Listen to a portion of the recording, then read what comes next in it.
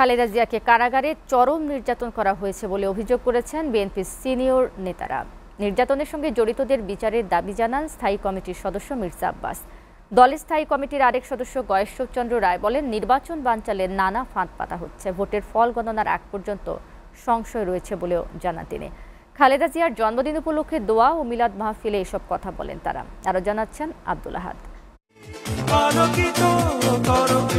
BNP chairperson ও সাবেক প্রধানমন্ত্রী বেগম খালেদা জিয়ার ৮১তম জন্মদিন উপলক্ষে নয়াপল্টনে কেন্দ্রীয় কার্যালয়ে দোয়া ও মিলাদ মাহফিলের আয়োজন করে দলটি।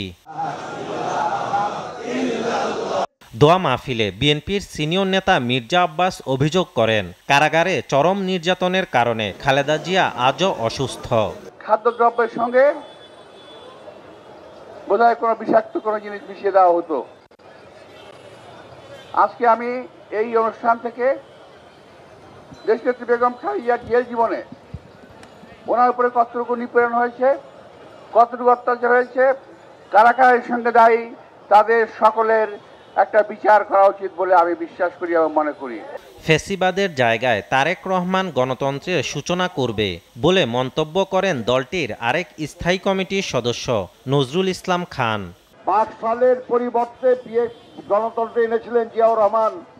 সামরিক স্বৈর শাসনের গোরস্থানে গণতন্ত্র রচনা করেছিলেন দেশের বেগম খালেদা জিয়া। আর এই ফাঁসিবাদের জায়গায় গণতন্ত্রের সূচনা করবেন আবার জনাব তারেক রহমান। আমরা সেই শুভ দিনের প্রতীক্ষা করছি। আর প্রত্যেকটা পরিবর্তন গণতান্ত্রিক প্রক্রিয়া হয়েছে এবং গণতান্ত্রিক প্রক্রিয়া হবে। আর গয়েশ্বরচন্দ্র রায় বলেন, সুযোগ তৈরি হলেও গণতন্ত্র এখনো হাতের নাগালের বাহিরে। এই দেশের গণমানুষের